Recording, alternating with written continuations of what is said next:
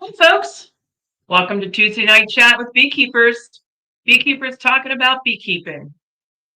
All right, let's see here. Hey, Um, Mike. Mike's here. Grayson, Mike's I in guess, is already. still here. I don't know why I'm hearing static. Um, so let's do this. Let's turn off let's move my phone. So in the description, I put some things in there that I wanted to talk about or things that we can talk about. I put in the paper from Washington State. I did want to talk about uh, using mothballs in your how to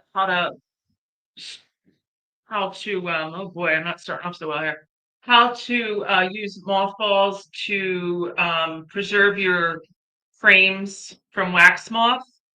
I have a real simple one that I used to use before I bought the freezer. So one of the things that I do is I rotate my frames through the freezer, -6. So it's kind of got to be a new freezer. Hi, Brent. Hi, Denny. Um, Danny, Brett, and James. Wow, you James. guys are Hi, popping in man. here. Yep. um, Let me make sure I'm turned off. Make sure you like. We go. Okay. So I rotate my frames after my supers. So my supers or any of my um, brood comb that isn't being used, I rotate it through a freezer that's -6 at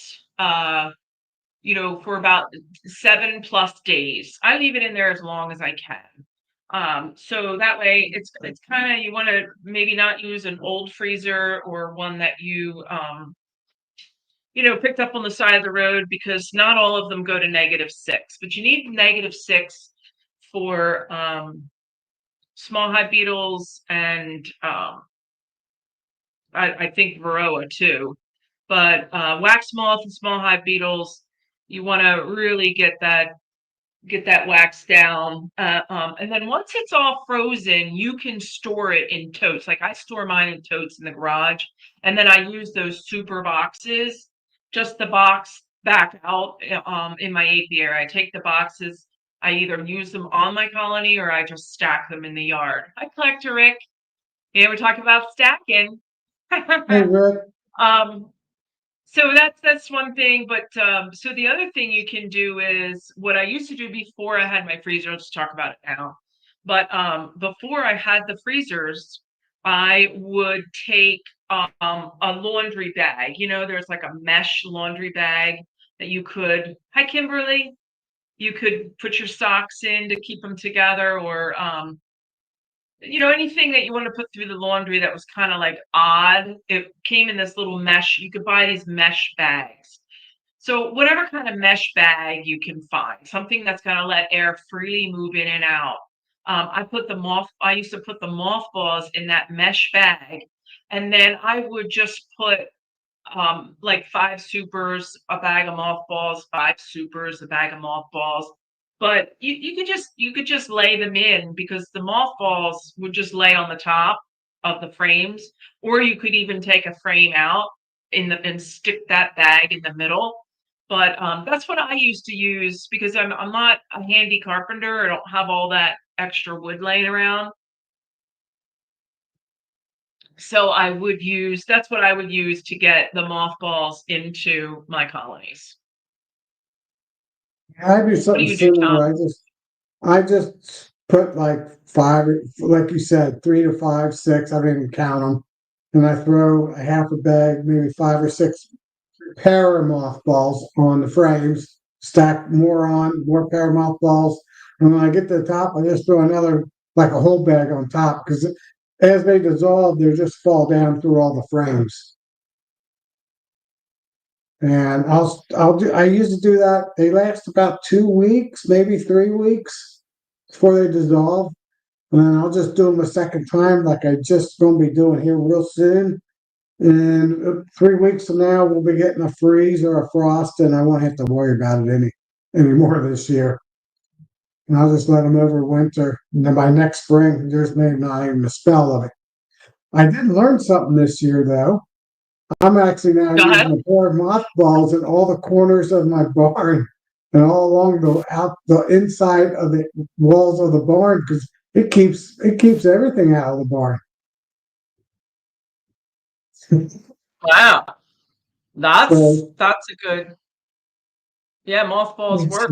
So I'm trying to find, I want to make sure that we get the right mothballs. So this is how the rule of thumb I used to do.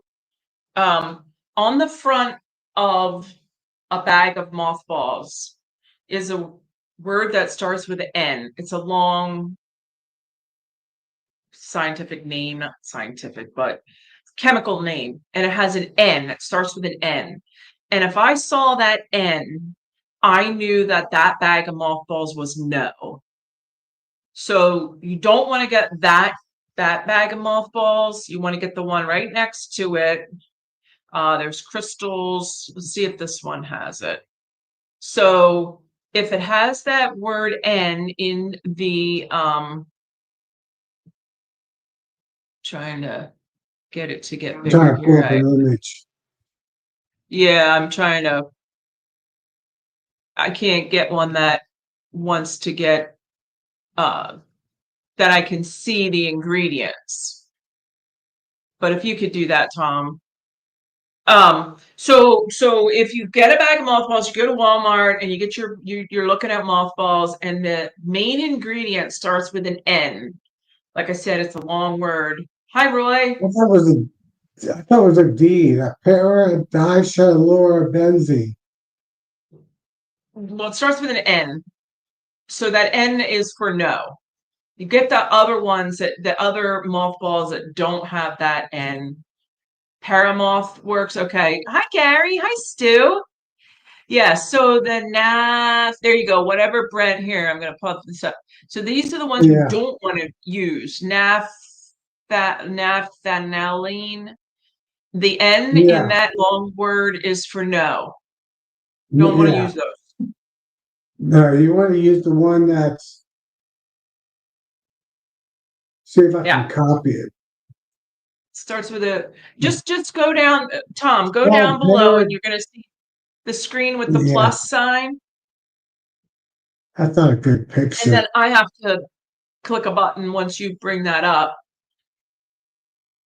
And you should be able to see your tab. Okay, now I got it. Good. See?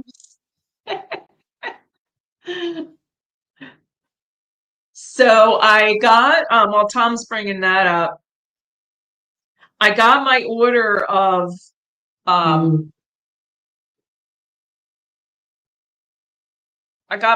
lip balms from Grammy, from Lisa.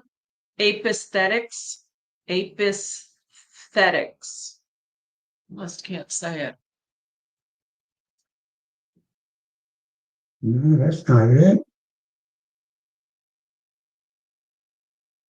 Let's see. So that's the right way. You see that? Aesthetics.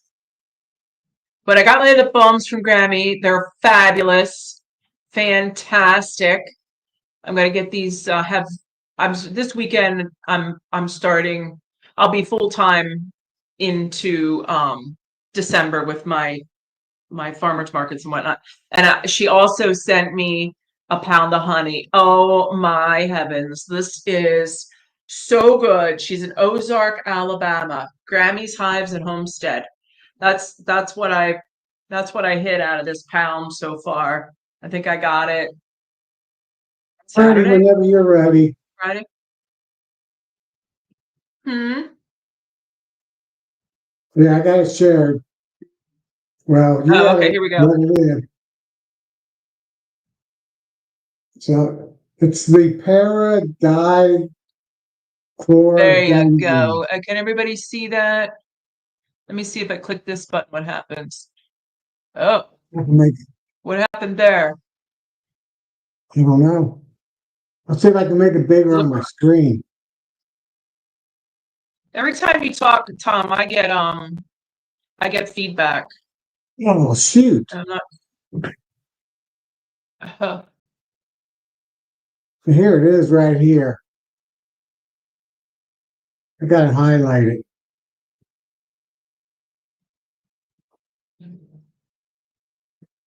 So has Every anybody time you got talk, Tom, I it? get feedback. Let me double check all my. I don't Let me know. close this. Yeah, I don't know why that would be on my end. So somebody got a new straw. All right, let's get rid of this here. Somebody got a new straw machine. You are brave. Just ordered Oh a new no. honey straw pump. Honey straw pump. So I'm assuming you have a honey straw machine, right? Yeah, you must have the machine if you order a straw pump, but maybe the pump Uh, includes the whole machine. It pumps it into into the straws. Yeah, Nancy, you're in the uh, background for some reason. yeah, you stop sharing. You know what I mean? Stop sharing. Because that's I got so yeah, so that's the screen that you're sharing. There you go. Yeah, I got it. But nobody else could see that. Right. Does anybody else hear static when Tom talks? Because if it's not coming through to the audience, then I'm just not going to worry about it. Uh, Is there an attic or static when I talk? Anybody? Toilet cakes. Maybe nobody hears me. Nobody, I know, I don't know. Does maybe there's nobody out there. Do, do, do, do. Kimberly Oh no, says Kimmy no. says no. Kimmy says no. Um, Okay. so, Thanks. oh, my sister is here. Diana Lindsay. Wow, look at that. And she's getting ready for her daughter's wedding. That's Hello, my Diana. my real sister. My real Roy, Bundy, still Gary. have a thing. What is this? I have a honey straw Yeah. machine. It is a honey bear container with a pointy end on it. Oh, me too. Me too. I have some well, pound and a half plastics that I used to carry. I don't carry them anymore. And that's what I fill my little bears with. But I don't do straws. So interesting here over on the East Coast. And again, I'm north of Philadelphia. So anybody that doesn't realize where I'm from, Tom's Ohio. Where are you from, Tom? West corner of Ohio. West corner of Ohio. So So west I'm of from Cincinnati. Philadelphia, north of Philadelphia. And some of the farmers markets that I work and that I go to, you cannot have plastic. You can't have plastic. Now I can have plastic jars that they take home, but we can't have plastic straws. We can't have plastic silverware. We can't have plastic bags. So that's just one reason. Now there's a few reasons why I don't carry straws, but that's one reason I don't. Number two is I don't want the hassle of filling them and having a machine and all of that. I heard it's a lot of work. So I just don't think that's a revenue stream that I really want to go down. Oh, and then okay, so Stu seals it with, yeah, that makes sense. What do you sell them for, Stu? Are they really, I mean, can you really get, I mean, Your money back in a year or two? yeah, A that's a year? way of I would say a where's season. DC where's DC when I need him for words? We turn Who on say hi to investment. Tony? Yeah. So worth my I call it, is it worth my while? But So let's so see. this weekend Let's, an event last Wednesday in Mount Airy, and it was nice. It was a nice event. It's just a community something or other. Um, that was really nice. And this weekend I have Upper Marion and then Sellersville. It's Penridge Arts. I did really well there last year. Penridge Arts Festival, something like that. Yeah. I've been busy Oh, with all the Oktoberfest festivals. mm-hmm. Since Cincinnati is probably the west side is probably 90% Germans and 10% Irish, and the city is probably like 60 to 7% Germans, and then the rest of it something else. Hi, Chad. Hi, Chad Lesher. Hey, Chad. Yeah, okay, so Stu sells them for $1. I gue- yeah. So I guess what do they buy? Like 5 of them at a clip? And per volume, yeah, I get that. Okay. How much honey fits? I don't know, an ounce? Stu, what do they fill? What do you fill them with? Probably not even an ounce. I would think a quarter of an ounce, half an ounce. Oh, James gets okay, Honey Stick Junior 375 cents each. Maybe a tablespoon. I don't know what that compares to in ounces, but yeah, okay, I see. I do get requests for them, I really do. I guess you could possibly do taste testing with those. I don't Just know. take just take one straw a day in the morning or evening. Yeah, no measurement required. Yeah. So let's see, what else do we want to talk about tonight? I had a The question college. I had a question I wanted to ask. What's Okay, go everybody's ahead. plan for 2026? Since this is the time to Mhm. plan for 2026, are you going to get less hives, maintain what you have, or grow your hives? I'm maintaining what I have. I don't plan to grow any. I might even cut a few hives down. All depends. But what I'm doing is moving hives to different apiaries, so I don't have so many in my at my place. It's still maintained close to the same numbers. So I wonder what everybody else had on their mind. How about you, Nancy? Um, so so last year, I really culled a lot of my genetics. I let a lot of colonies go that just I was limping along and I really needed to let them go. So I'm at the point now, I think I'm at, I don't know, anywhere between 17 and 20 colonies. So I would like to probably winter at the number I'm at. I have 2 that I think I'm just gonna let go. I don't think I'm gonna even Yeah, combine them. I think I'm just gonna let them go. Uh, but so I'll be down to whatever that number comes to, and then I'd like to fill all of my deep boxes next year. I think I don't think I'm gonna take a mentee, which takes a lot of time. Really, it's probably takes comparing to 5 colonies, a mentee. So I really don't think I want a mentee next year, and I'd like to get all my deeps filled up. So that would put me at about 35 colonies. do you see Brent's email comment? Who?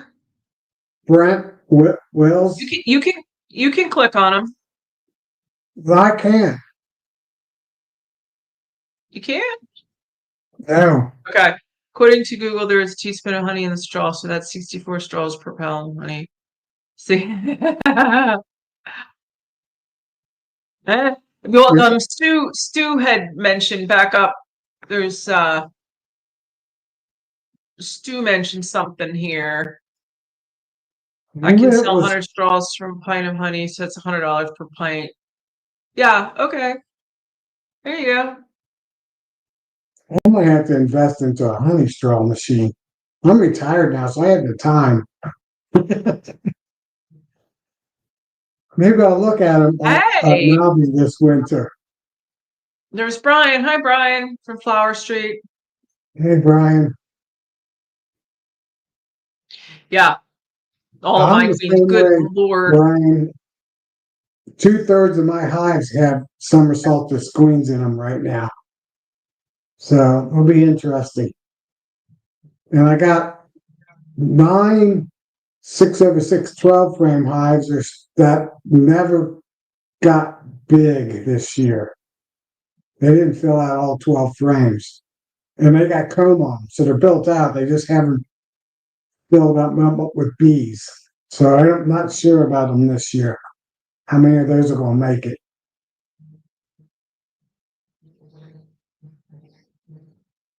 I Go don't ahead, know Tom. You why. take it first. You take it Yeah, first. if you can. I'll put the weak one on top with a double screen board. So I wouldn't, if you want to save the weak, I would actually, if it was a weak queen, I would just pinch her and combine the bees. But if you want to try to overwinter with her, I would get a double screen board and put her on top of the strong hive. And why would you put her on top? Because all the heat from the strong hive will go up to help keep the weak low number of bees warm through the winter. I used to do that a lot, knowing that hot hive wouldn't be any good anyway. So nowadays, I would have already pinched that queen and combined them a month ago. And I don't Yeah, do and you were queen combines. I used to. I just add the frames of bees right to the other hive. yeah. So the reason I would combine, or the two colonies that I have, they're queenless. And I don't want them to make a new queen at this time. It's just too late. It's just going to cause Yeah, problems. yeah, So they're pulling a lot of honey and storing a lot of honey for me, a syrup that I put up top. And so they're filling some mediums with stores. So I am using them as a workforce right now. So I'll take those mediums and I'll stick them on top of somebody that's a really strong. I'll add to a really strong hive just to keep it strong. And then right. I'll just put those deeps. There's really nothing there because they don't have a queen. There's no brood. There's just bees, and they'll find a home. So when I do have to do, I want to do it before October 1st, but I'll just pop that medium off and I'll put that on a strong colony, and then I'll take those deeps and I'll just shake them out, or I'll just flip that box sideways and stick it in front of a strong colony, and they'll just go in on their Yeah, own. yeah. Right, So right when it gets dark and the guard bees start disappearing, the other bees from the box will just start filing into that hive. It's amazing how that works. Yeah, yeah, after all these years, I'm not too patient with weak queens anymore. I get rid of them as soon as I deem them being weak. I did a I did a tree cutout. Got neighbor, well, not a neighbor, but not only a mile from my house. Cut down a tree and found out it had a small hive of bees in it, and none of the frames got destroyed. It was just upside down. So when it fell, the log landed upside down, so that all the comb was still perfectly hanging, just upside down. And it was just 5 half frames of bees. And this was the middle of August, and I checked them last week, and there's still 5 frames of bees with I say a frame total of brood. So they're not really growing. So I got them in a 10 frame box, and I would think they would have been at least a third to a double their size in a 6 week time. That's 2 bees flows But we've been dry the past 6 weeks, 5 weeks. Not a whole lot of nectar coming in, so it still might be. That queen is on the fence right now. I'm going to see if I can make it go over winter time. I'm not going to combine them or put them on a stronger ham. I'm just going to let them go. It's not one of my queens that I grafted. So if I don't see any big uh, change by April 1st, she's getting pinched. And I'll put a virgin in that I grafting in Yeah. April. Yeah, Gary's saying here about that's a method you could do, Gary. If you could put that on the bottom, absolutely. I don't know what configuration you're running. So is it a deep or you wouldn't want to put a deep and a medium underneath. Oh, You just want to put one brood box. Um, but yeah, so I don't pinch queens. I would all newspaper right, Gary. if I had if What I would do is just switch the two boxes. Put the strong hive where the weak hive is, and put the weak hive where the strong hive is. And all during the middle of the day when all the foragers are out. And you'll get all that forager bee force into your weaker hive. well, yeah, do you have a good queen? I mean, do you like your queen in there, Stu? If you have a queen that you're willing to if you have a queen that's willing to take them through winter for you, just pick them up and move them into a strong, like Tom said, just switch them out. Yeah, If you're willing, if that queen's willing to take you, that's the other thing you got to figure. If that queen's willing to take you through the winter, I'd keep her. So I don't pinch yeah, queens, but I would just newspaper like so I would newspaper in both queens and let them figure it out. I overwinter a lot of my colonies overwinter with two queens. I have some queens, some putting queens out now, and they'll overwinter with two queens, one up top in the box, one down below. Sisters, and then they'll gotcha. get rid of whichever one comes spring they decide. So overwintering with two queens is quite normal in my area. Yeah, I don't know how weak he means by weaker hive. And if it's been weak all year, or if it's semi-new hive, if it's been weak all year, I wouldn't even try to winter it. So Stu overwinters in double deep. So can you pull off the front? Can you, if it's a weak hive, can you take that down? I don't know if you run 8 or 10s, but can you take one of those deeps down to a single, let it sit a couple days, and then take that deep, like you said, and or just take the frames and combine them in? That would be less work. Yeah.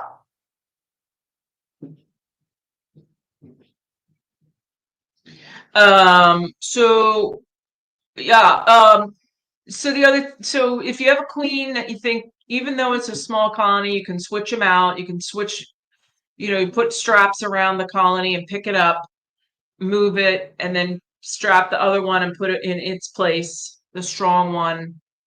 Um,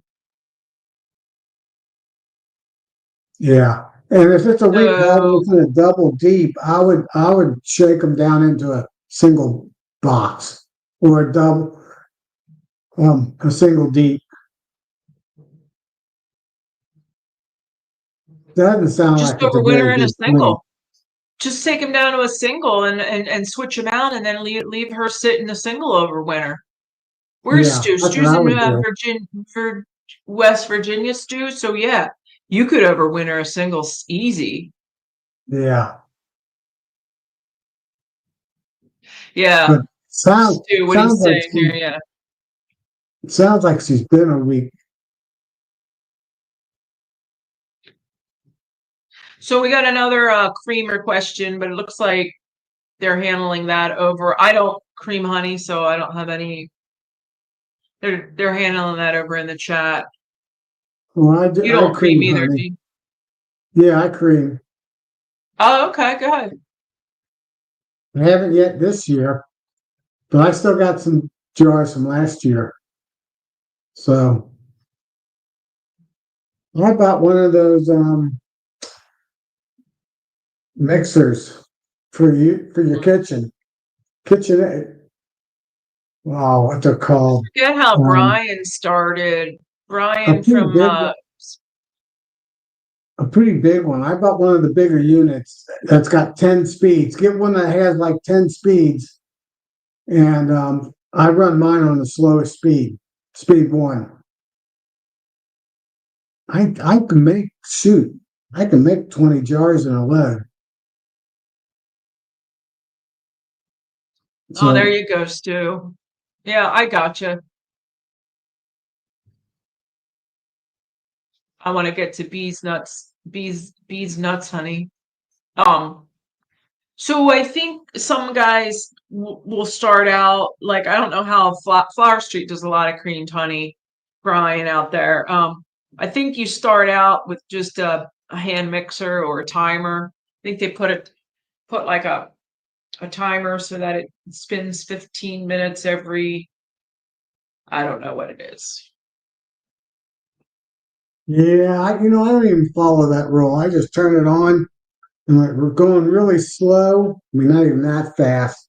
I just leave it on, and I'll leave it on for an hour, turn it off, turn it back on, and it creams up pretty quickly. Yeah, I think Stu, you can cream Yeah, honey that's with what I use KitchenAid mixer. That's how the a guys start out.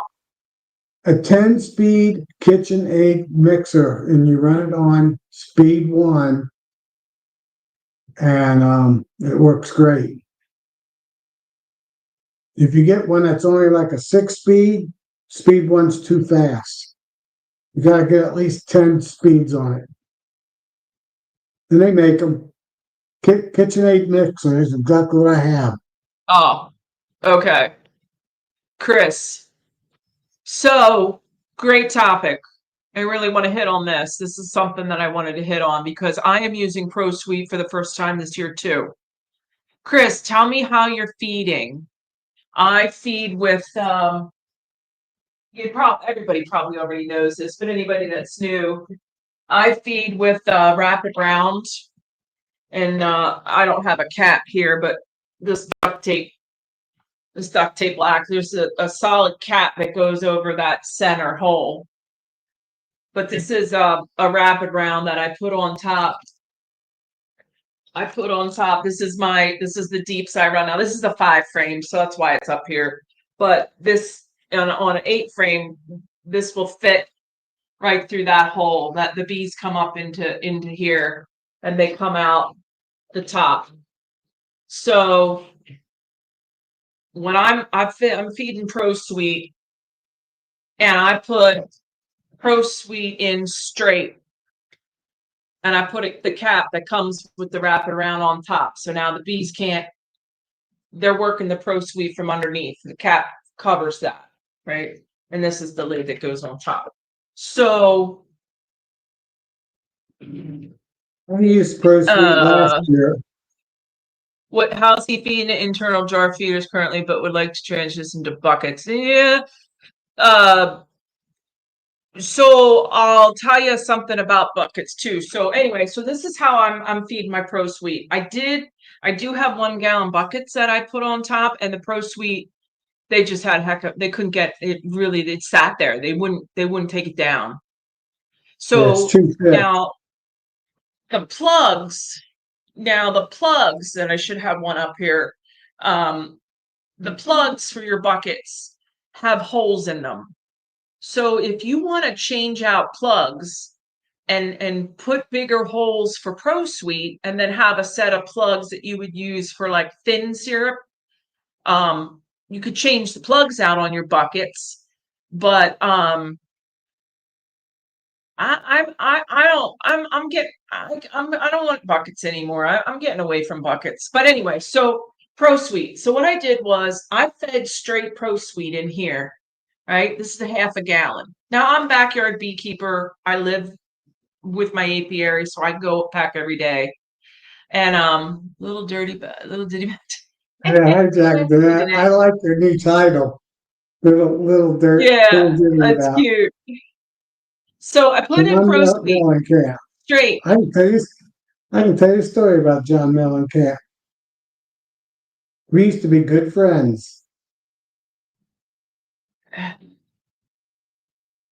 All right. When I used to live up in Fort Wayne, Indiana. Oh, I am a beginner. I am a beginner. Stu, I thought you were like 8 or 9 years, like me and Tom. Anyway, Yeah, back to Pro Suite. I think he's You're, kidding. you're sidetracked. You're sidetracked. You're the side. So anyway, I put Pro Suite in, right? Ran two rounds, so they got a gallon. And then I thought, well, hell's bells. I need them to slow down. So I put water in. So I gave them water because it hasn't rained here. They need water. They need water to process that Pro Suite. Well, I think. So I put water in. They took that. Then they didn't take the water as quick. Right. Then I put Pro Suite in with the water. So I fed it thick. Now I fed it half and half. And then I don't know what the fourth one, I don't know what I'm going to do, but it depends on how quick they take that water and syrup down. So that's my story. I Yeah, don't know I what you're get it going to half. do. I forgot who asked the question. Chris.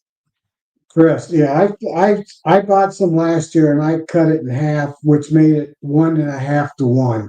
Because it's like three to one, or maybe thicker than 3 to 1. So when I cut it in half, I made it 1.75 to 1, something like that. But it Yeah, it will depends ferment. where you live, Chris. I don't know where you live and how fast you need them to build up for winter because we're already what? We're already at the 16th, and that's less than 2 weeks for me. North of Philadelphia here, I do not want to crack boxes or inner covers after October 1. They need that time to seal all those cracks. Because I don't wrap.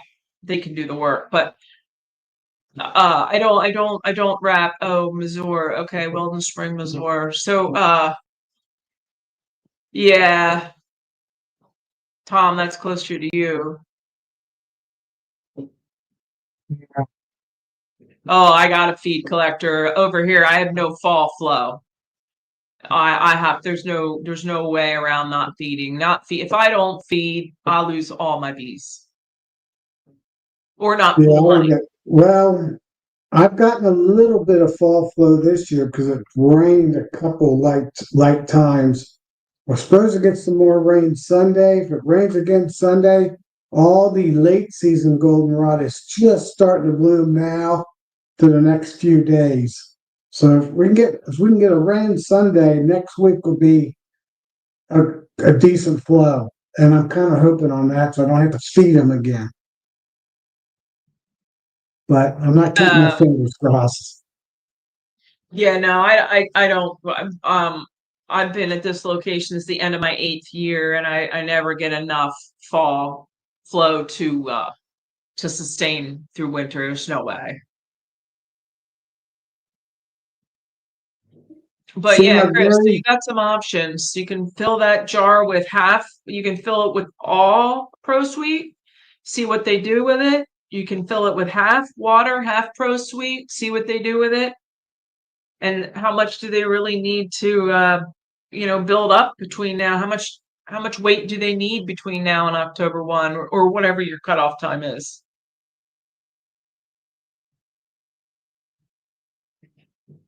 Gary, I don't like the Oh, Apple May feeder on top. They're too small. They need to double the size of them. With that, I have to fill them every week, every few days. I want to so talk to the bees, owner, nuts, and Maggie. honey. If this is your first year, if your first year, you should have been feeding were you feeding since you got the bees? You need to feed them all year the first year because they need to build up that comb. Yeah, So if you've been feeding all year and now you're just trying to put weight on them.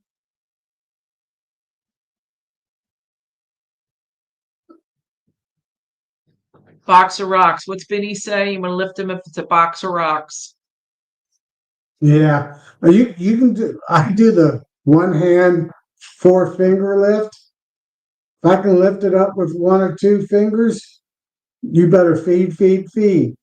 If it takes you your whole hand to lift it up, it it's heavy enough.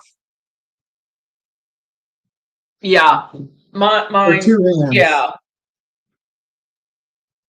I want it to You don't be, have a I want scale. it to be too heavy for me to lift it. Now I run screen bottoms, so I don't, I just have them on a little board in the back, but I don't want to be able to lift them at all.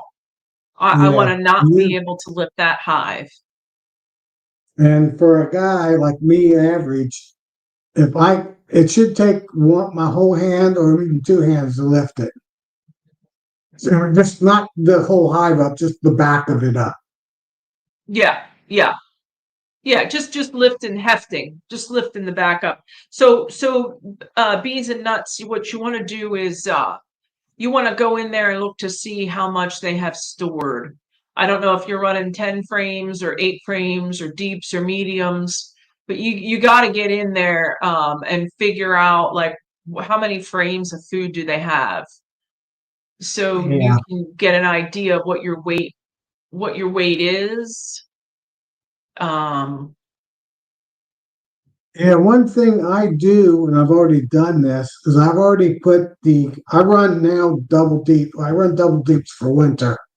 I already last month put the queen down in the bottom box if she wasn't already down in the bottom box. I pulled the outside frames of honey that was in the bottom box up to the middle above the queen, and any other honey that was in the top box, I moved all to the center above the queen because I want to get at least 6 to 7 frames of that 10 frame box with honey above the bees, above the queen and the bees. So in the winter time, they go straight up to the center of the hive or above the queen where they are right now and go that way. Right now, this late in the season, that queen will not be moving from frame to frame to frame. She'll probably stay on that frame or the frame next to it the rest of the fall through winter. And they'll just move up straight up from that frame to the frame above them. They might shift over one frame, but that's about it. So I try to get all the honey above them ahead of time. And that's what I'm doing right now when I feed them. And my goal is 7 frames. Someone mentioned in here, oh, okay, so Bees and Nuts is running 8 frame. Eight frames, So I would say 6 frames. You just have hold two, on, Tom. one Let's each put the, outside. yeah, 8 frame boxes and double deep. So you have 16 frames. I would want, for your first year in, I'd want that full second deep to be full. I'd want Well, 8 frames across the top. at least 6 That's your, minimal. yeah, he's new though. I want to push him. I think he should be pushed to have Well, eight across the top. yeah. Or you can have, so here, let me draw, this I can draw a picture. You can do, here's your double deep. So you can do 3, 4, 5, 6, 7. Okay, so honey. So you can do this too. Nuts. You can do where this is your double deep, right? You're going to put honey here. You're going to put honey here. The bees are Well, going to already, oh, the bees are going to already do that. But when you go to take these boxes apart, you put them back together again. You're going to put honey on your northwest side here. You might even want to put 2 frames, and then you can leave these 2 frames up here open. But you want to get as many frames up here as possible and possibly one down here. But you want to do that before October 1. And then this would be a nice brood nest for you going into winter right there. But that as a first year beekeeper, that's what I think and then you want your double bubble insulation up here. by the end of October, you want to make sure those middle frames, if they're not honey, put those to the outside because that queen and that fixer will go straight up in that box. You don't need pollen, Gary. That pollen ain't gonna be no good till next spring. You don't need Yeah, pollen. you don't need much pollen. There's enough pollen right now coming in with the goldenrod and then the ironweed, and esters will be blooming here in a few more weeks. Pollen's not an issue this time of year for So you most should have people. 10, you should have 10, you should have 8 across the top full of honey and 2 on the sides full of honey. So you should be 10. I would feed them for nuts. You know what I would do? I would feed them that pro sweet until they don't take it no more. Just feed them, feed them, feed them, and Yeah, see if you can get at least 8 frames full across the top. And they'll probably put it in the sides, but yeah, I if you wouldn't have worry about any, the sides. No. They'll do that first. They'll do the two outside frames around the brood box. Then they yeah, start filling the top up. So if your top is full, your bottoms is full enough. You don't have to go down there and look. yes, yeah, readjust the frames to that configuration. You're managing these colonies, so you're going to go in and you're going to put honey on the outsides of box number 1. This is box number 1. And then you're going to put all the honey on the outsides of box number 2. And then you're going to continue to feed them, your feeders up here, so they can backfill this here. And don't worry about taking too much. The colony is going to regulate. If that's a good queen, you have her, you don't, I mean, she's the only queen you got. She's got to regulate that colony. She's not going to, getting Yeah, honey bound and fall. I don't think, honey not this bound, time of pollen year. bound is a queen issue. You're not going to fix the queen issue at this time anyway. So just feed them. Just, Yeah, just, just give them as much as they'll take. I already checked a couple of my hives actually today, and they were just all of them just had about a circle this big on two sides of the frame. Just enough bees to keep the numbers rolling that they have. Mm-hmm. You know, most of them had one on each side of the frame. So I haven't gone into any of my strong colony. I keep making videos of going into my weak colonies because honestly, I don't want to go into my strong colonies. They know what they're doing. The last thing they need in the middle of September is me going in there and nooching around. So these are my I don't six. even want to. I'll question that. It wasn't my big colonies I was going in. I was going in my 6x6 12 frame nukes, and that's Yeah, about all that yeah, they were showing.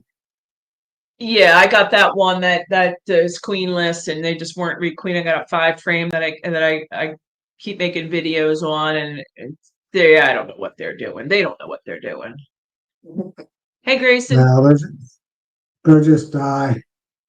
They, the Yeah. funny thing So about it, queenless hives right now won't even go into laying worker. They just die, mm-mm. disappear. Bees know No. it's already too late. So yeah. So I want them. They're pulling down. They're pulling down resources into the comb, and I'm going to use that comb on a strong colony. I don't want to try. So what I've done for so many years and I want to stop doing is I got everybody through winter. Some I shouldn't have gotten through winter. So anybody that's weak or dying out, I just need to take their resources and give it to a strong colony. I don't want to make, if you got a weak colony and you got a strong colony, at this time of year, now in spring it's different, but you don't Right. want to take anything from the strong colony and try to equalize at this time of the year north of Philadelphia where I'm at. Now where Grayson is down there in Alabama, he might have a little more time, but for me Yeah. up here, that strong colony has just got to get stronger, and that weak colony has to get dissolved. So Yeah. there's I'm to the point now of saying the same thing. If I had 12 hives and 4 of them are just not good hives, they're not putting the poundage on like they should be, I actually would rather go in the winter with 8. I would take those 4 hives, I would get rid of the queen, I wouldn't even keep her because chances are she's not going to make it through winter anyway. And I would take those Mhm. resources and set them up for what we just talked about, but they have all that honey above them. And that's kind of what I've been doing the last couple of weeks. And I'm basically done. Oh, I I got just this got that little one hive that I'm cool. letting go. Hive number 10.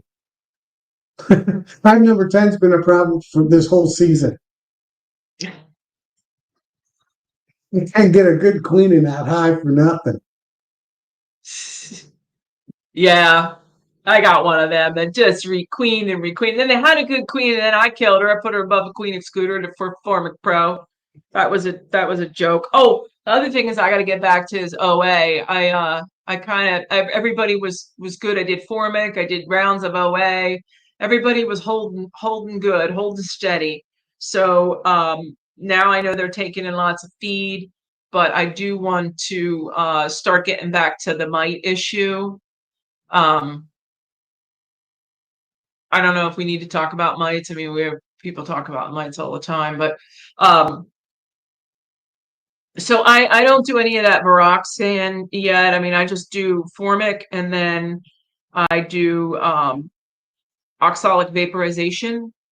So I did read through that new paper that came out in July from Washington State.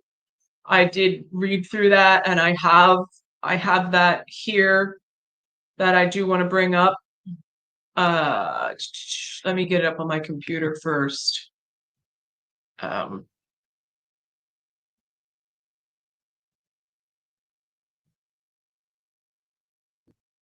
Here. Yeah, Gary, one frame of bees will not, if you're up north, that's not going to make it through winter. There won't be enough bees. If they're 100% healthy and even have a great queen, they won't survive. They won't have the numbers to keep the hive warm.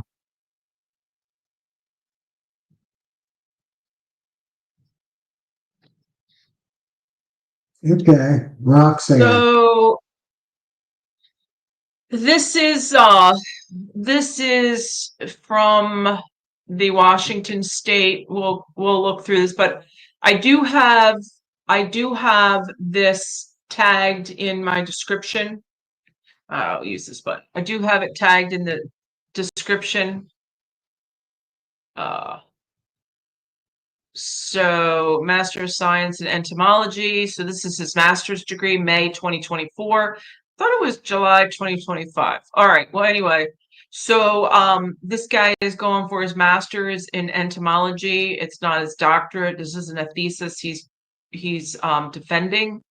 But let's see if we can find his Washington State. Let's see if we can find. So let's see, Richard Zach, Hopkins, Shepard, and Zach. Okay. So this is who he is defending this as a master's paper.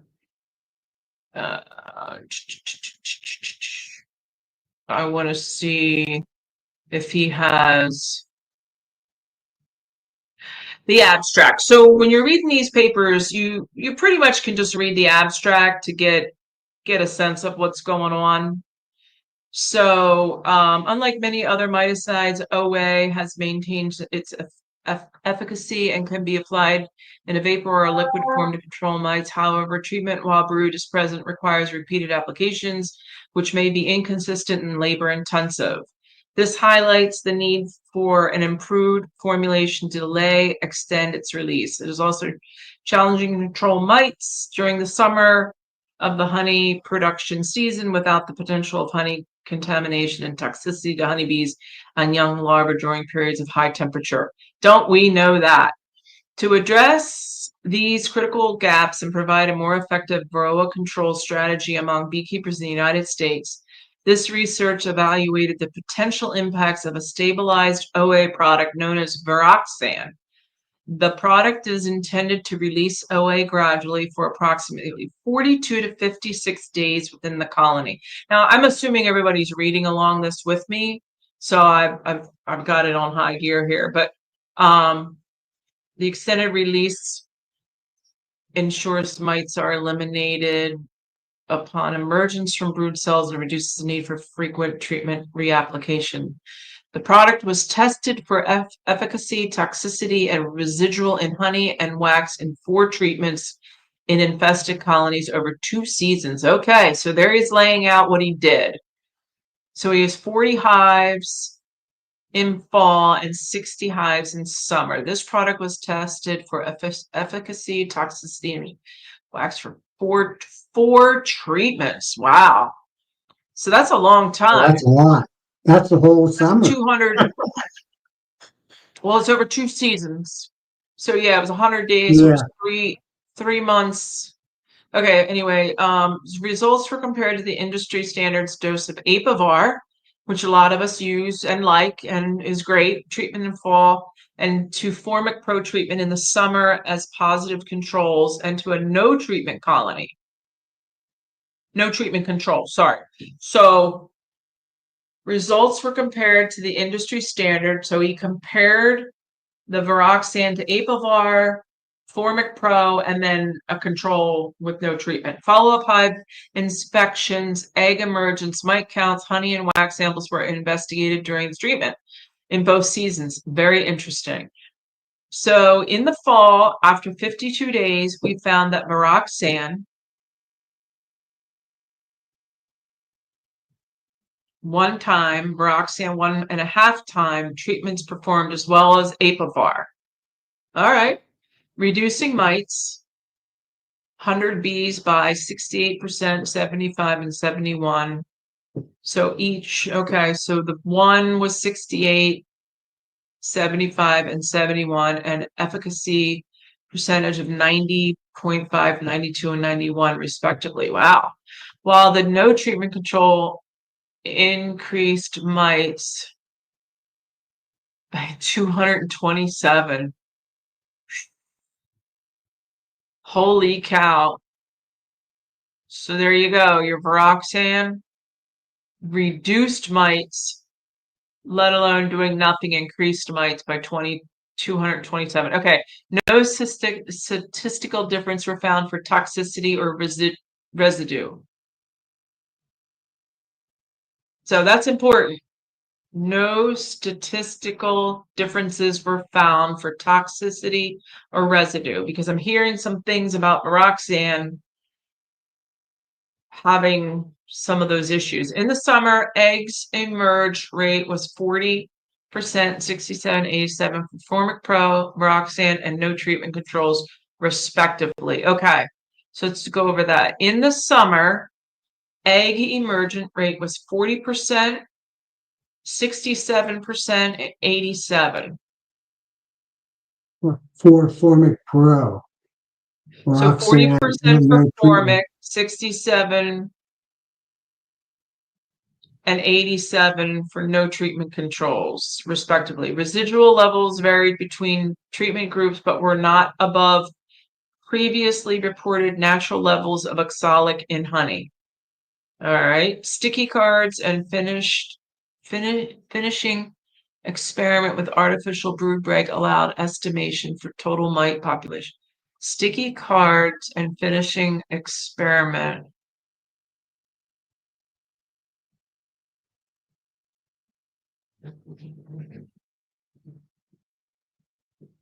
All right.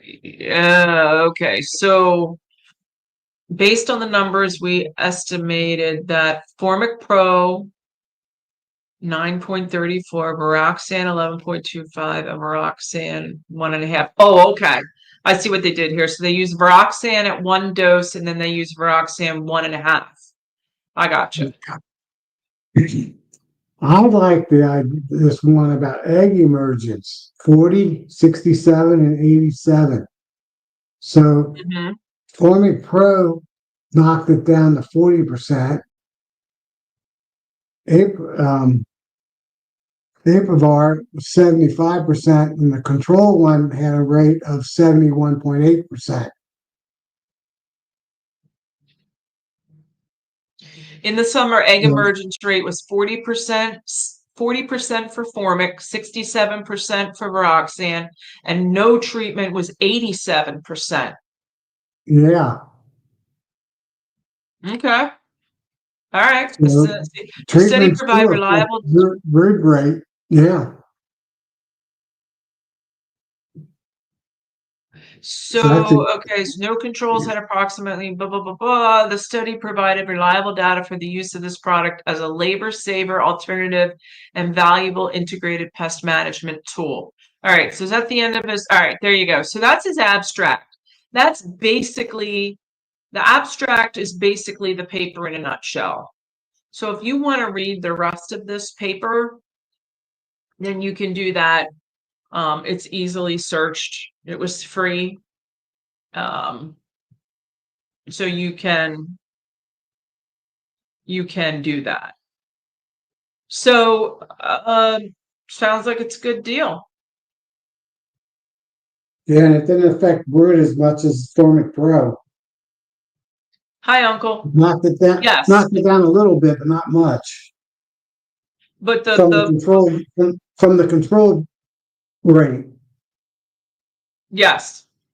So you lost a little bit of brood there, or eggs. There, she shut her down, shut the queen down a little bit. However, the flip side of that is you had 227 percent increase in mites. Right. So I think knocking her back is part of the treatment. Right, but it was minimal compared to Formic Pro. Formic Pro was knocked back even more. Yeah. And people always talked about that too. Uh-oh, what happened here? Yeah, but you know what? It's not at a time. It's a time that she's going to be shutting down anyway. So to me, well, what happened here? Where did we go, Tom? Well, there we go. That's interesting because I don't use chemicals anymore to treat my mites. I use predator mites to control the mites. And I have noticed my hives are bigger than they used to be when I treated with Formic Pro, April Guard, Aprivar, which I used at the beginning. So those numbers kind of correlate to what I see now. And so far, Right. my using predator mites seem to be working. I'll know That's more right. You next do year. use those the Yeah, scorpion mites. right. Pseudo scorpion mites or false So scorpion mites. remind me, so you can pull up that scorpion mite thing. You have a little presentation you do on that. I think people would be interested in that. Well, I would have to find it again. Yeah, it's easy. Just go across, open a window, and then present Yeah, it. But so the scorpion mites, Tom buys them in, you can buy them online and they come in like a pack of like, I don't know, 4,000 or something crazy. They are about 3 times the size of a mite. So compare a mite to a bee, a mite to a bee like that. And then the scorpion is 3 times the size of a, so it's not near as big as a bee, and it doesn't, I don't think the bees even notice them, the scorpion mites. But so then these scorpion mites go around and they eat all the mites that come off the bees. They don't climb on the bees to get the mite. They don't dislodge mites from bees. I don't think it's said. So if you have, this is something we probably should be looking into for next week. But so these scorpion mites, they're going to go and they're going to get all the mites that are running around, right? But if you have a bee that already has a mite that's on that bee or was in the cell of a bee, feeding on the larva, those bees are still going to have the viruses from the mites. Here's the article.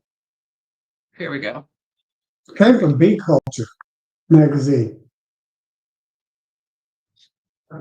There you go. So You can yeah. Okay. So here you go. This there's is what what. the pseudo scorpion mite looks like. And they actually have poison in their claws up here that kill the mites when they go attack it. And there's actually a picture of one being killed. I'll be These right back, Tom. You articles, talk about. yeah. And the best part about it, they're in every state of the United States. The only one I can't confirm is Alaska, but I don't know how much of Alaska. I know the southern part has them. And they love to grow, they love to reproduce in wood mulch. So stacked wood piles, and chipped wood and stuff like that. Leaves, stuff like that. I think grass clippings and grass with leaves mixed together, they like also.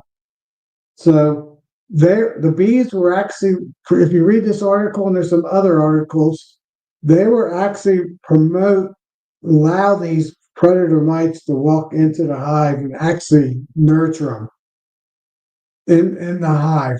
Some of the articles were saying because they know that they're good mites versus bad mites. Somehow the bees know. So I've seen them crawling. Not seen them in my hive. I've seen them crawling around the outside of my hives. But I don't go in my hives very often. So if I went in them more, I'd see them. So you can. This article was, I think, 2 years ago.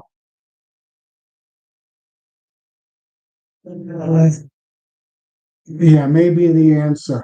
So I'm trying it. I don't like putting chemicals in my hive as much as I can, but it talks about it all. It's a pretty good article, and there is actually breeders. You can actually breed them just in a Dixie cup with a little bit of dirt, wood chips on top, and then you find a couple of these mites, or you get them and you put them in there, and they start laying, and then you have even more of them, thousands of them. So yeah, this used to have a date on it, but it's in the Bee Culture magazine. I used to get it a couple years ago, and I read it a couple years ago, and I go, "Oh, this is interesting." And I've always treated mites in my yard for the red spider mites. I get really bad red spider mites, and I buy these predator mites, and they get on my hives, around my hives, and all that. So I've always put these mites around my hive, and I got to a point where due to work, I wasn't treating my hives like I should be. I was just doing oxalic acid vapor, and my inspector comes out every year and he tests my hives, and he's never found a hive that had mites in it. Maybe one. That's the highest he's always had zeros or ones. So I didn't understand why that was. So Nancy, I put it back. So I'll keep on talking.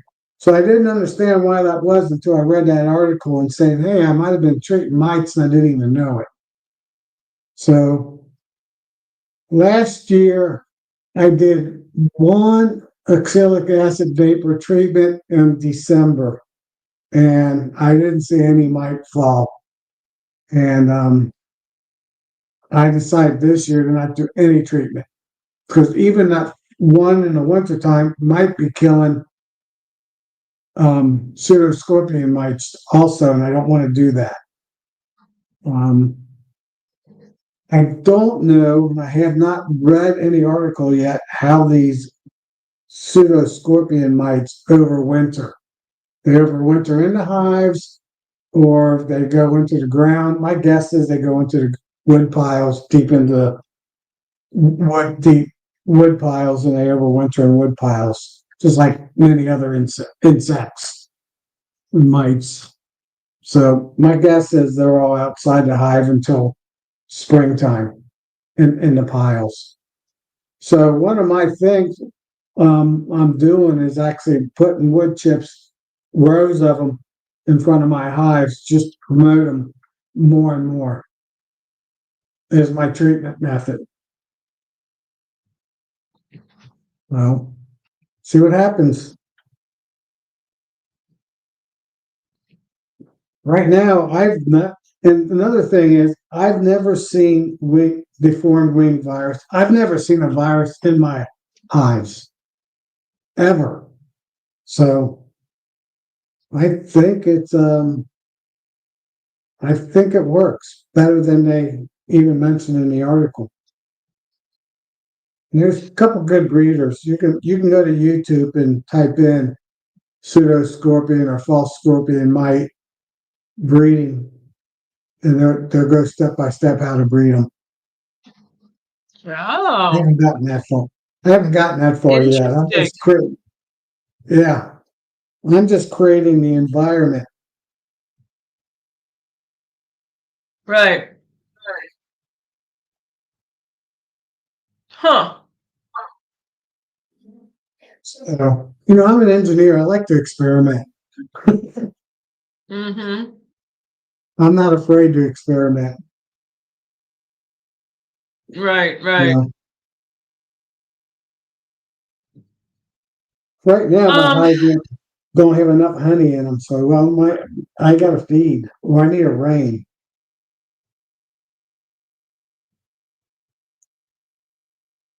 oh, okay. So Collector Rick says he's seen the wing virus. Right. So one of the viruses that I start to see when I start to see bald bee paralysis, like when they start screaming and running around, they just jump out at you like sore thumbs. They're bald, so they don't have any fuzzies on them, so they're not foragers. They can't, they're not they're useless to the colony, and they make a lot of noise. They're very loud and they run around. And when I start to see them, we might see 5 or 6 of them in a colony, and I watch to see if the other bees are taking care of them. So 9 out of 10, the colony will get rid of that virus, and we'll get it out of the colony and not let those bees back in. So that's one that I see. I see deformed wing virus in the way. So deformed wing virus is a catch-all, an umbrella for many different wing viruses. So there's string wing, there's K wing. Um, so deformed wing virus covers a lot of different things. So if you start seeing goofy wings, now K wing is kind of hard. You got to kind of touch them a little bit and see if sometimes they'll come in and they're all the wings, 4 wings will be open. K wing is when they can't close them. So even though you got bees coming in and they've got all 4 wings out, just give them a little touch and they'll pull those wings back in. If they can't pull them in, that's K wing. So they've got 2 wings. I don't know if you can see this, but 1 wing, 1 wing. Looks like a K. And if you touch them or blow on them and they can pull them back in, that's not K wing. So when I start to see viruses, and these are just ones you can see, there's 23 viruses that are uh, transmitted through mites. Mites transmit about 20, it was 22, now I think it's 23 viruses they've discovered. So there's ones we're not even going to see. But when I start to see a colony, I will put DFM on it. Deformed wing, DFM, direct feed microbial, which is from Strong Microbial. It's a company, and when I start to see it, I'll dose them with that, and it gives that colony the leg up it needs to get control of things, to get rid of the bees that have the virus, to focus on good nutrition that's in the colony, and getting that queen laid and laying up and all of that. So if your colony is on its way out and it's on its last leg, I don't know if DFM is really gonna make that much of a difference. Yeah, it might be too late. So zombies, I'm not sure what zombies are. I don't I've had bees at night come after lights and do kind of a weird buzzy thing with the lights on at night, but I don't know what that is. Yeah, I've seen that too. I don't know if that's zombie bees. I don't know what that is. I think that's just a light thing at nighttime because it affects a Yeah. lot of insects. They don't like lights. They don't like, especially at nighttime. Yeah, They don't like lights. So I think it's just that they got caught out overnight. It's a nice summer night. They're caught out. Um, and then they get excited when they see a light. I think that's what that is. yeah. There's a name for it. There's a scientific name for it. Yeah.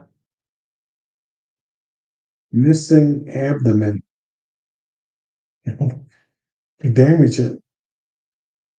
Oh, Yeah, missing an abdomen. I thought I've seen that. I have seen that, but I didn't. I thought they just got caught between yeah, boxes or something. I didn't know that yeah. was. I That's didn't why. know that was Yeah, so actually I a didn't think thing. that was a thing. And No. I don't think that's a thing. I think that was just somebody posting one that somehow got damaged and lost it. And they can live for a while. It's amazing. They won't live long. I've done that. I've crushed one where they lost it. And just the Yeah, I've head, squished them. I've squished them, and body, then they toddled around for a little while. But and then they die. nah, Yeah, DFM isn't that expensive. A dose is a tablespoon. yeah. I don't know. We can pull it up. Yeah, but recording a video of a bee missing yak I caught. So here, let's go look at Super DFM.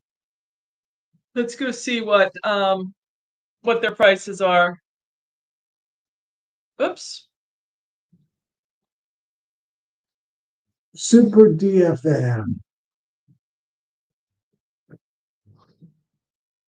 Do you got it, Tom, or you want me to do it? Beewood Bees sells it for 19.95 for a single 10 hive treatment. Package single 10 hive treatment. It's a bag. Oh, I'm gonna go straight to you. You can go straight to the Yeah, Super you can go DFM. straight to the company. You don't need to I go. got it. Uh, I got it. Let me go full screen. Give me sure. present it. Give me a second. And then because we want to look at the price, we want to look to see what I buy it by 100 doses at a time. Here it is. I buy 100 doses at a time. So here's strong my crop rules. So that's who sells it. And so we got pricing down here. Here we go. Shop now.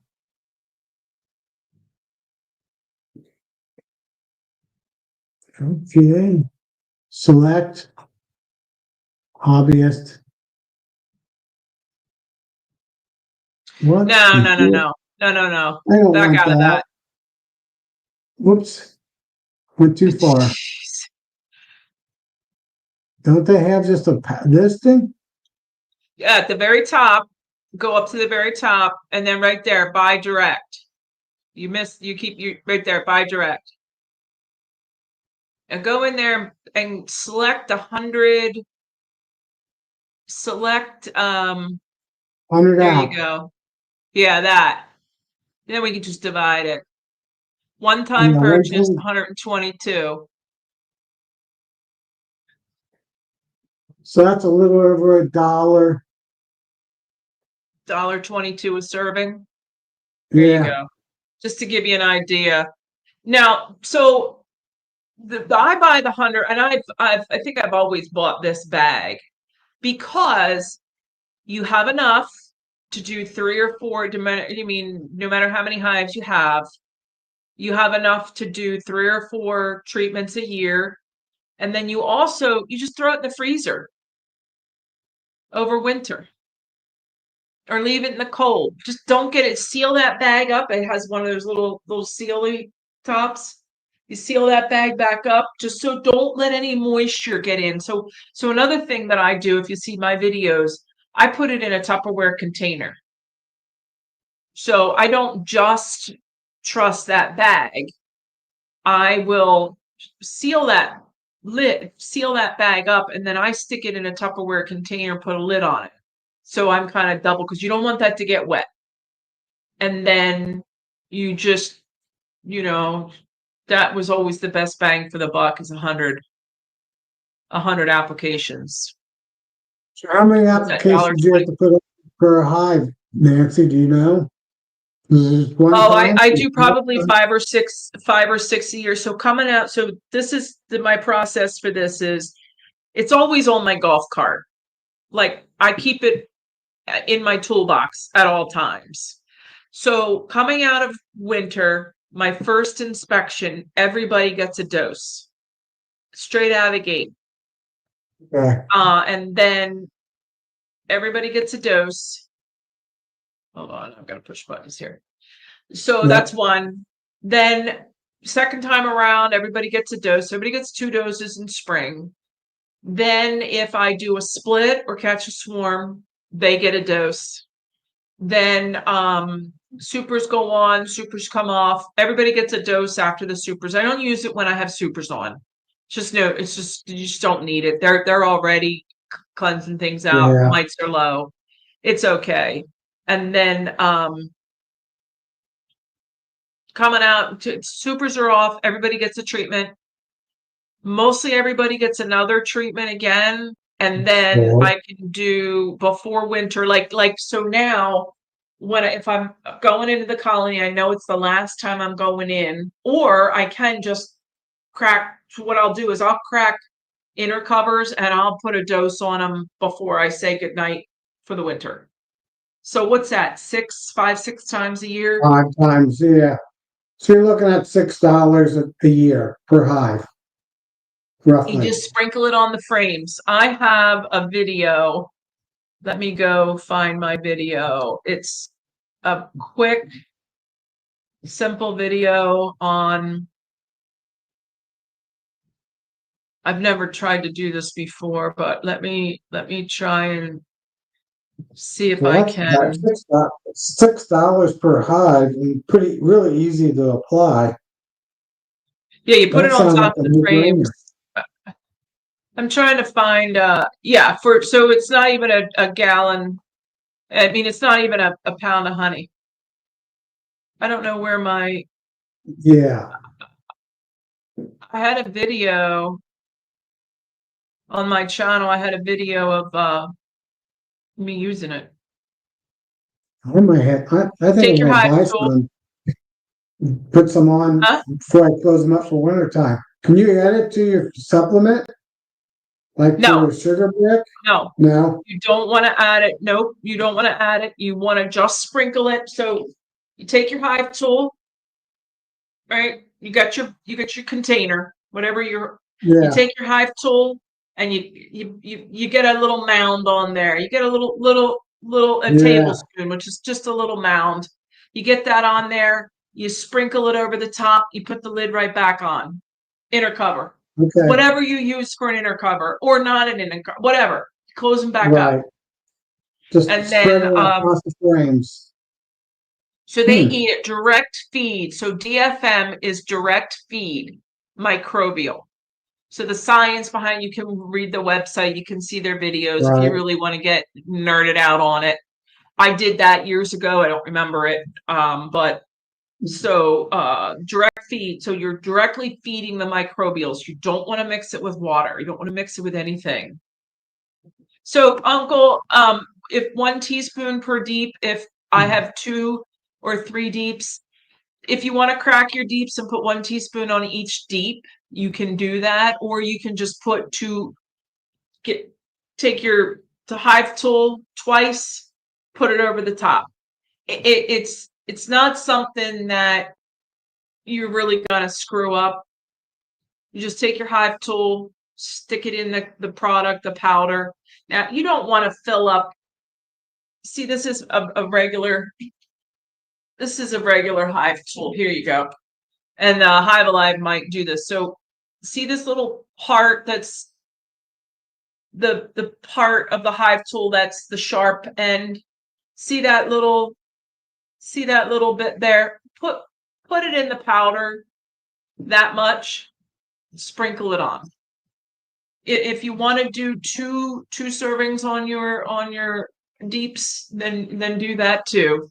You're not gonna it's not gonna screw it up. You want to put 4 on? I don't know. I wouldn't waste it, but hi Dennis, nice to have you.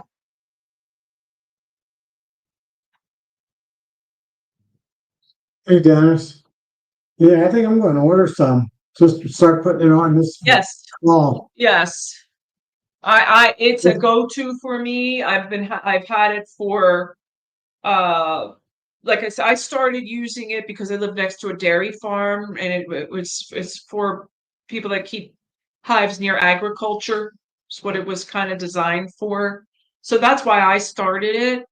And now I've just had good results with it. And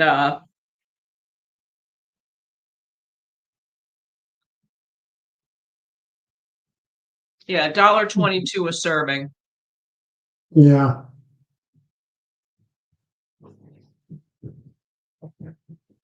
And that shouldn't hurt any. It's in the category of can't hurt. It can't hurt your colonies. And it shouldn't hurt any of my pseudoscorpion mites either. I wouldn't think. No, it probably helped them. Yeah, probably help them too. All right, bees and nuts.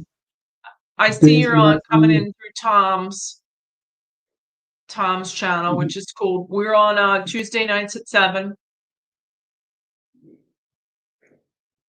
You can subscribe to my channel too and check some of my videos out. Me actually working colonies, working bees.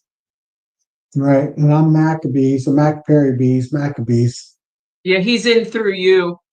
Bees and nuts. Yeah. That's a tough one. Nuts, bees, nuts, honey. Bees and nuts. Bees nuts. I don't know bees nuts. Bees nuts. I don't think bees have nuts.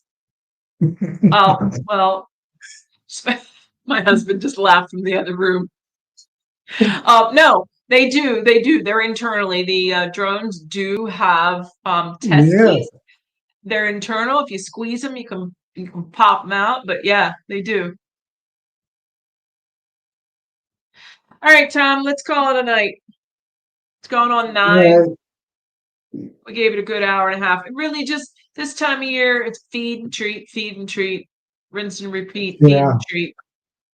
That's the name of the game. We're not getting strong like DFM. Yep, treat with DFM. If you feed fondant on top or sugar bricks on top or mountain camp, it's time to get your supplies to start making them very soon. Good point. Yep. Start getting your products that you're gonna have as your emergency feed if you choose to do that. Right. That reminds me. Fondant, Hive Alive example. Just I just brought it up. Yeah. So this is real easy stuff here. You just cut a hole. Well, you cut it in the label here, and then you set it on top. Here's my. We'll go into this more next week, but your Hive Alive now. Let's pretend that we're on an 8 frame. We cut a hole in the label, a circle that goes over top of your inner cover, and then when you go to crack your lids, you can see how much the bees have consumed from here. Right. Again, this runs you about $6. I use 1 to 2 per colonies north of Philadelphia up here. That's less than a pound of honey. And it's way less than starving out replacing a colony at what, 250? What are they running now? 250. But yeah, when you start adding up the money to take care of a colony, always compare it to one. If you sell honey, how much is a pound of honey? I get 15 Right. to $20 a pound. So for me, $30-$40 per colony is well within range. And I sell nukes for $250. So it's part of the game, Right. man. Right. That's why I like But that yes, super DFM. Only spending $5 or $6 per hive for a whole year of helping their gut out and the bee out. That's low insurance. All right. I do a sugar brick and then I put a hive alive on top of that. So if they go through the sugar brick by February, they're starting to hit the hive alive for them to start building up for spring. Ed Goodfellow. So he does, yeah. What I do a little bit of both. When I see they're almost through that first pack, I'll take that off. I'll break it open so they lay it right in front of the colony. They get back in Yeah. there, and then I stick the second one on, and then I take that first one, and I'll tell you what I do with that in spring another time. But so next week we'll talk a little bit about what our options are for emergency feed.